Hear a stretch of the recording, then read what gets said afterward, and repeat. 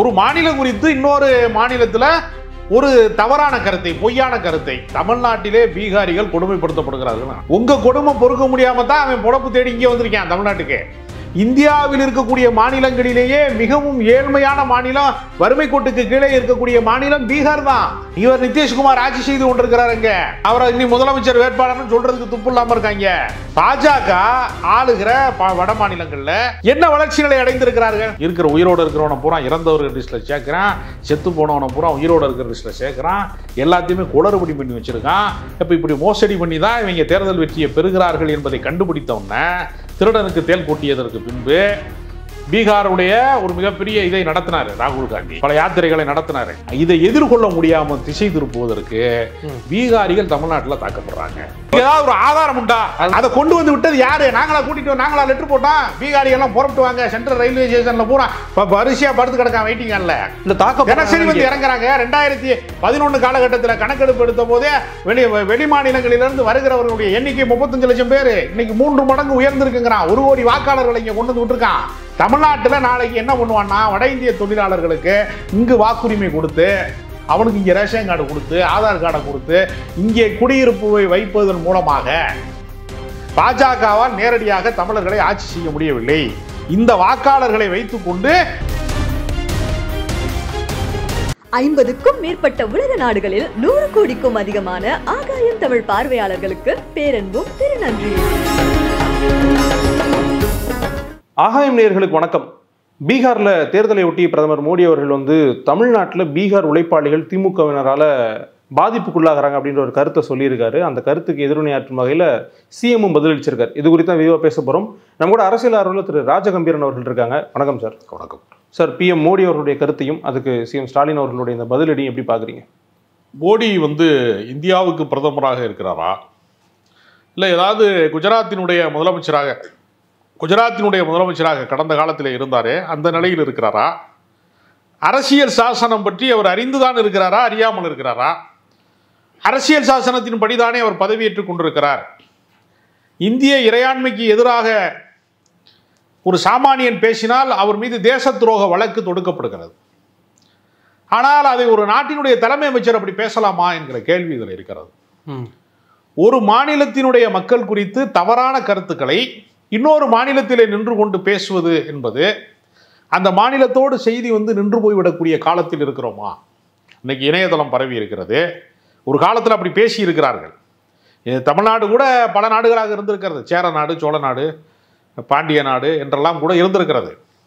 அதனால் வந்து அந்த காலத்தில் வந்து பாண்டியர்கள் மேலே வந்து சோழர்கள் படையெடுத்தாங்க. அந்த மாதிரி காலத்தில் நம்ம வசிக்கிறோமா?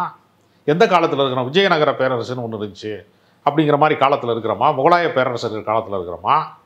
ஒரு மாநிலம் குறித்து இன்னொரு மாநிலத்தில் ஒரு தவறான கருத்தை, பொய்யான கருத்தை சார் அவர் வந்து தமிழ் மக்கள்னு சொல்ல, அவர் திமுகவினர் தான் தொந்தரவு பண்றாங்க அப்படி அவர் சொல்லவே இல்லை.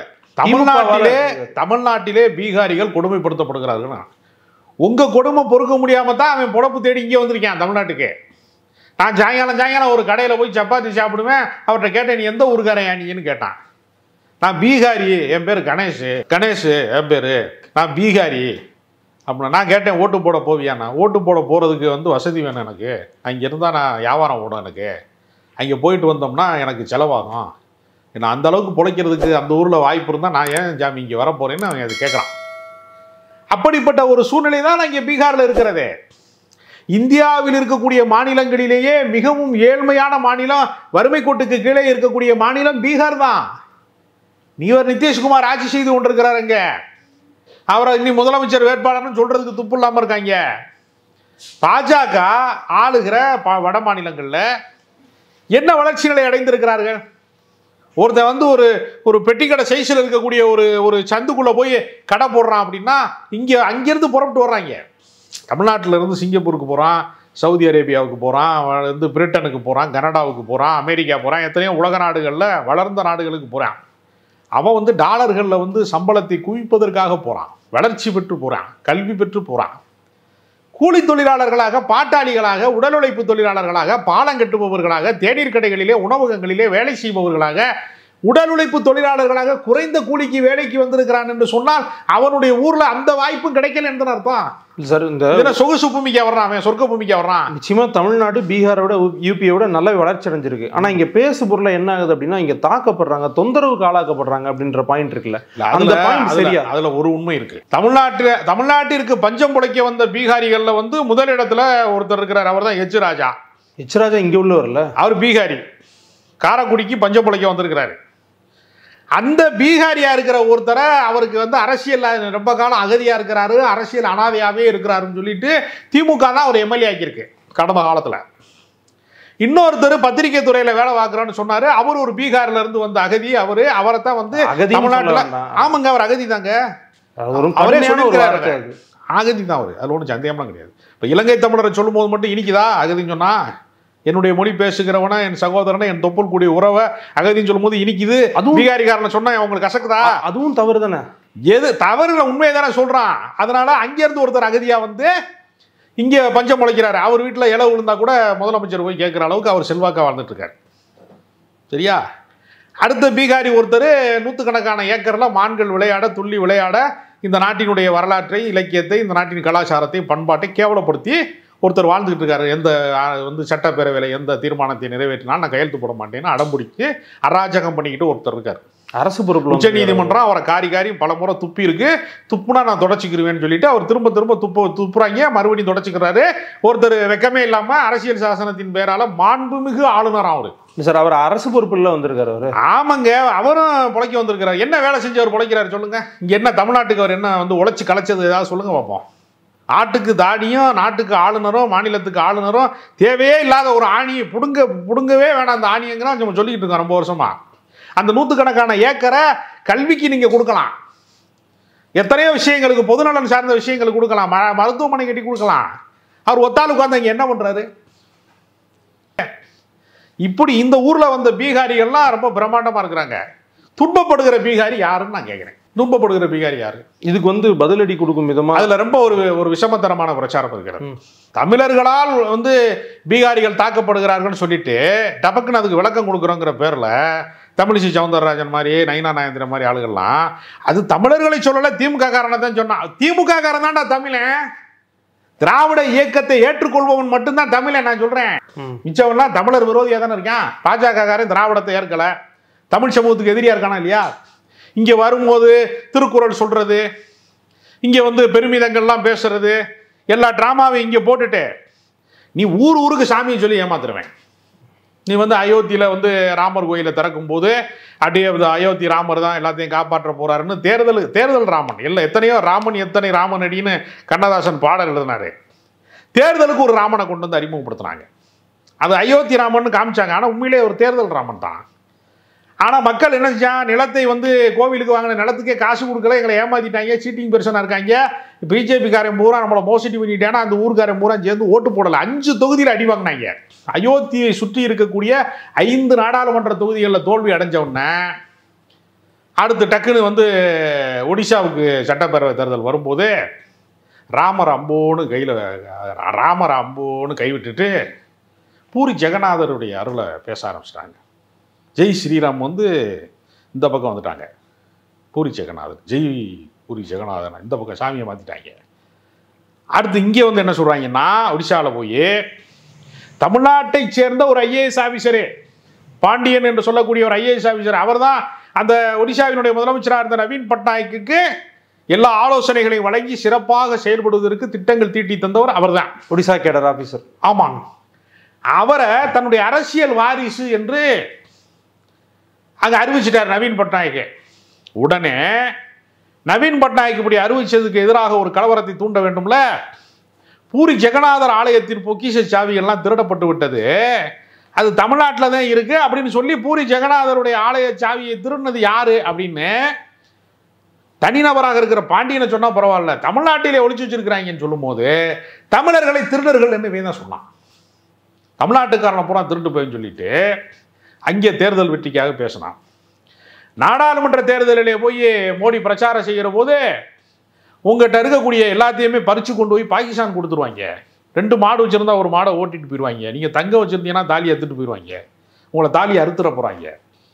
என்று மதத்துவேஷமாக அவர் பேசினார். தேர்தல் ஆணையம் வேடிக்கை பார்த்தது. வாக்கு திருட்டு நடக்கிறது, இதற்கு ஏதாவது வழி செய்யுங்கள் என்று சொன்னா நீ பிரமாண பத்திரம் தாக்கல் செய்யணும். யார் அக்யூஸ்டா இருக்கிறவன் சொல்றான்? இருக்கிற உயிரோடு இருக்கிறவனை பூரா இறந்தவர்கள் லிஸ்ட்டில் சேர்க்குறான், செத்து போனவனை பூரா உயிரோடு இருக்கிற லிஸ்ட்டில் சேர்க்குறான், எல்லாத்தையுமே குளறுபடி பண்ணி வச்சுருக்கான். இப்போ இப்படி மோசடி பண்ணி தான் இவங்க தேர்தல் வெற்றியை பெறுகிறார்கள் என்பதை கண்டுபிடித்தவுடனே திருடனுக்கு தேல் கொட்டியதற்கு பின்பு பீகாருடைய ஒரு மிகப்பெரிய இதை நடத்தினார் ராகுல் காந்தி. பல யாத்திரைகளை நடத்தினார். இதை எதிர்கொள்ள முடியாமல் திசை திருப்புவதற்கு பீகாரிகள் தமிழ்நாட்டில் தாக்கப்படுறாங்க. இல்ல சார், இதுக்கு ஏதாவது ஒரு ஆதாரம் உண்டா கேக்குறேன். பிஜேபி காரனுக்கு வெக்கமான இருந்தா, ரோஷம் இருந்தா, நீ மனுஷனா இருந்தா, சோத்துல உப்பு போட்டு திங்கிறவனா இருந்தா, உனக்கு நீ மானஸ்தனா இருந்தா ஒரு ஆதாரத்தை காட்டு. ஒரே ஒரு ஆதாரத்தை காட்டுறாங்கனாவே அந்த மனநோயாளிகளை ஒருவனாவது ஆதாரத்தை காட்டுறான். நீ அதுக்கு தான் என்ன ஆதாரம் இருக்கிறது? சொல்லிடுறேன். ஆதாரமற்ற ஒரு பொய்யை நீ பிரகடனப்படுத்தலாமா? நீ இந்த சண்டை போயிட்டு இருக்கு சார். பிஎம் சொல்றாரு சண்டை இல்லங்க, அவதூறுங்க, பொய் பிரச்சாரம். சரி, ஓகே. இந்த சர்ச்சை போய் ஏற்கனவே வடமாநில தொழிலாளர்கள் தாக்கப்படுகிறார்கள், தமிழ்நாட்டில் தாக்கப்படுறாங்கன்னு பொய் வீடியோ வெளியிட்டு பிரதமர் செய்யலாமா? நான் கேட்கிறேன். ஒரு நாட்டினுடைய தலைமை அமைச்சர் இப்படி தற்குறித்தனமான தவறான தகவல்களை பரப்பலாமா? போல இந்திய இறையாண்மைக்கு எதிரானது இல்லையா? சீமான் ஒரு கூட்டத்தில் நீ என்னுடைய மீனவனை தாக்கினால் நான் உன் மாணவனை தாக்குவேன்னு பேசினார். மீனவனை தாக்கினா தமிழ் மீனவர்களை தாக்கினால் சிங்கள மாணவர்கள் இங்கே படிக்கிறான், மாணவனை தாக்க வேண்டான்னு பேசினாரு. இந்திய இறையாண்மைக்கு எதிரான ஆள் நீ தேச துரோக வழக்கு போட்டு ஜெயிலில் போட்டாங்கல்ல. அப்ப இனப்பகையை தூண்டுவது, துவேஷத்தை தூண்டுவது, வன்முறையை தூண்டுவது, அவதூறுகளை கட்டவிழ்த்து விடுவதில் ஒரு தமிழர்களை அவமானப்படுத்துவதில் ஒரு இந்தியாவின் தலைமை அமைச்சரே அது செய்யலாமா? இல்ல சார், அது இந்த பேச்சு வருது. அதுக்கு முதலமைச்சர் பதில் சொல்றாரு. உடனடியா பாஜக தலைவர், முன்னாள் தலைவர் அண்ணாமலை என்ன பண்றாருன்னா ஒரு வீடியோ போடுறாரு. ஒரு 3.5 நிமிஷம் வீடியோ இருக்கு. அந்த வீடியோல இதுக்கு முன்னாடி திமுகவினர் பேசினதுல அவங்க போட்ட ட்வீட்ஸை அவர் எடுத்து போடுறாரு. அதுல பல இடங்கள்ல வட மாநிலத்தவர்களை கொஞ்சம் கிண்டலா பேசுற மாதிரியான வார்த்தைகள், இல்ல அவங்களை கொஞ்சம் சீண்டி பாக்குற மாதிரி விஷயங்கள் இருக்கு அப்படின்னு சொல்லி அவரு பதில் சொல்லல. அவன் உடல் உழைப்பு தொழிலாளரா, அவனை கீழ்நிலையில நீ வச்சிருக்க, அவன் பான்பராக்க போட்டு துப்புறான்னு அது யதார்த்தத்தில் சொல்றது. அவன் உண்மையிலே பான்பராக்க போட்டு தானே துப்புறான். நீங்க ராமேஸ்வரம் ரயிலில் ஏறினீங்கன்னா வட மாநிலத்தவர்கள் புண்ணியம் தேடி வர்றாங்கன்னு வருவேன். ரயிலில் பூரா நம்ம ரிசர்வேஷன் பண்ணி வச்சிருப்போம், அவன் பூரா அன்ரிசர்வ் டிக்கெட்டை வச்சுக்கிட்டு உள்ள படுத்துக்கிடுவான். பல பேர் பாத்ரூமுக்கு போனியே, வாஷ் மிஷின் போனால் துப்பி தான் வச்சிருப்பான். அது ஒன்றும் புதுசெல்லாம், இதெல்லாம் உலகத்தில் யாருக்கும் தெரியாத ரகசியம்லாம் கிடையாது. நாம் யாரையும் கொச்சைப்படுத்துவதல்ல, கல யதார்த்தத்தை சொல்றோம். அரசியல் சாசனத்தின் பேரால பதவி ஏற்றுக்கொண்டிருக்கக்கூடிய ஒரு பிரதமர் அரசியல் சாசனத்துக்கு எதிரான கருத்தை எப்படி பேசலாம்? நான் சட்டத்தின் வழி நின்று கேட்கிறேன். அரசியல் சாசனத்திற்கும் பிரதமருக்கும் சம்பந்தம் இல்லையா? அரசியல் சாசனத்தின் எந்த சட்ட விதிகளும் பிரதமருக்கு பொருந்தாதா? பாஜக காரனுக்கு பொருந்தாதா? சங்கிகளுக்கு பொருந்தாதா? நான் கேட்கிறேன். என்ன ஒரு அநாகரிகமான போக்கு இது? எப்படி நீங்க அதை செய்யலாம்? ஏற்கனவே இப்படித்தான் நீங்க மெய்த்தி இன மக்களுக்கும் குக்கி இன மக்களுக்கும் கலவரத்தை தூண்டி, இனக்கலவரத்தை தூண்டி பழங்குடியின மக்களை அந்த மலை பிரதேசங்கள்ல இருந்து வெளியேற்றுவதற்காக, அந்த நிலத்தை கைப்பற்றி கார்பரேட்டுகளுக்கு தாரை வார்ப்பதற்காக மணிப்பூர்ல கலவரத்தை செயற்கையாக உற்பத்தி செய்தவர்களே நீங்க தான். உங்க ஆட்சி தான் மாநிலத்தில் பாஜக இருந்துச்சு, மத்தியில் உங்க ஆட்சி தான் இருந்துச்சு. டபுள் இன்ஜின் சர்க்காராம். ஏடா ஓடாத வண்டிக்கு எதுக்குடா டபுள் இன்ஜின்? ரெண்டுமே ஓடாவே. உன் இன்ஜின் என்ன இன்ஜின் கோளாறுல? ஒரு குடம் பாலில் ஒரு துளி விஷம் விழுந்துருச்சுன்னா அது பாலா குடிக்க முடியுமா? மறுபடியும் விஷம் தானே அது. விஷத்தை பிரதமரே கக்கலாமா? பாஜக காரன் விஷத்தை கக்கலாமா? இனப்பகையை தூண்டுவதனுடைய வேலையா? மகாகவி பாரதியார் சொல்றாரு, பகை தீயை வளர்ப்பவர் மூடருங்கிறார். முட்டா பயல்களா, பகை தீயை வளர்க்கலாமாடா நீங்க? ஒரு மாநிலத்துக்கு இன்னொரு மாநிலத்துக்கு மோதலை ஏற்படுத்துகிற உள்நாட்டு கலவரத்தை ஏற்படுத்துவதற்கான டயலாக நாட்டின் பிரதமரே பேசுவதா? என்ன வகையான நாகரிகம்? நான் கேட்கிறேன். அரசியல் சாசனத்துக்கு நீங்கள் உட்பட்டவரா, அதற்கு எதிரானவரா? நீங்கள் பிரதமர் பதவியை ராஜினாமா செய்யுங்க. இந்த நாட்டினுடைய பிரதமராக இருப்பதற்கு உங்களுக்கு எந்த தகுதியும் கிடையாது. வாக்கு திருட்டின் வழியாக வெற்றி பெற்ற பாஜகவினர் மத கலவரத்தை தூண்டினார்கள், சாதி கலவரத்தை தூண்டினார்கள், இனக்கலவரத்தை தூண்டினார்கள். இப்ப மாநிலத்திற்கு மாநிலம் போர் நடத்துவதற்கான ஒரு இடத்திலே கொண்டு வந்து நிப்பாட்டுற பீகாரிகளுக்கு இந்த தமிழ்நாட்டிலே ஒரு பீகாரி தாக்கப்பட்டதற்கு ஒரு சாட்சியம் உண்டா? ஒரு சான்று உண்டா? நடக்காத ஒண்ணு எதுக்கு செய்யற? நடக்காத பொய் எதுக்கு பேசுற?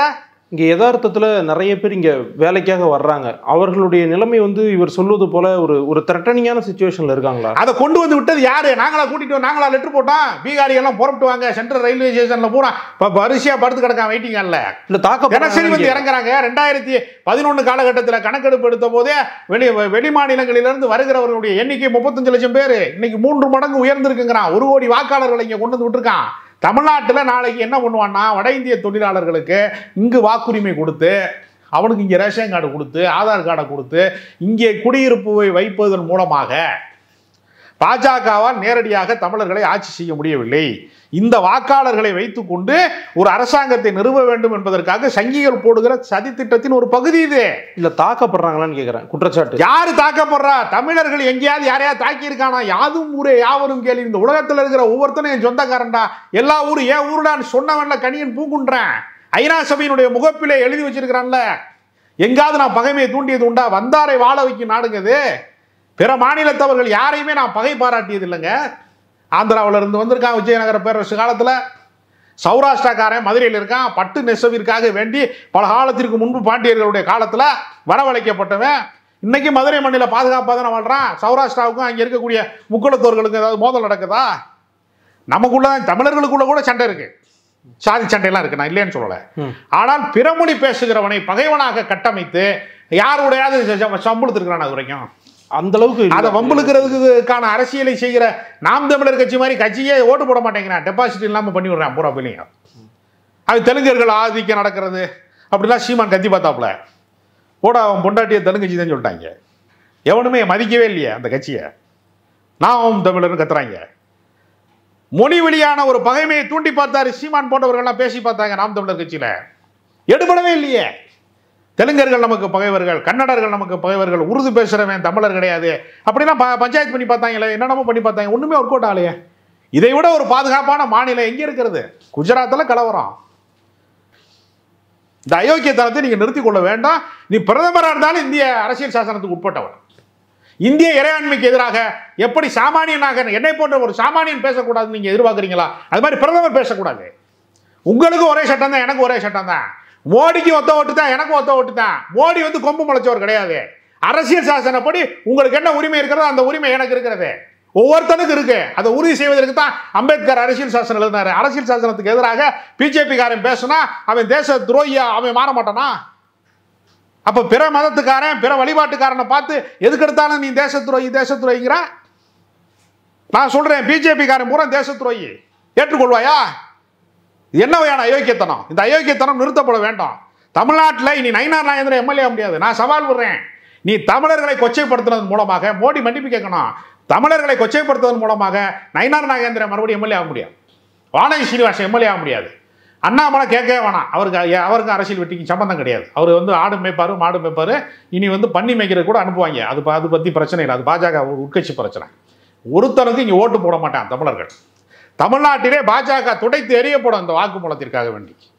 அதனால இந்த குறுக்குச்சால் ஓட்டுறது, எஸ்ஐஆரை வச்சு ஆளுகளை வட இந்தியர்களை இங்கே கொண்டு வந்து ஏற்றுறது, இது மாதிரியான குறுக்குச்சால் ஓட்டுவதற்கான ஒரு முன்னோட்ட காட்சியாகத்தான் இந்த டயலாக் நடக்குது. தமிழர்கள் எச்சரிக்கையாக இருக்க வேண்டும். உங்களுடைய நேரத்துக்கும் பல்வேறு கருத்துக்களுக்கும் ரொம்ப நன்றி சார்.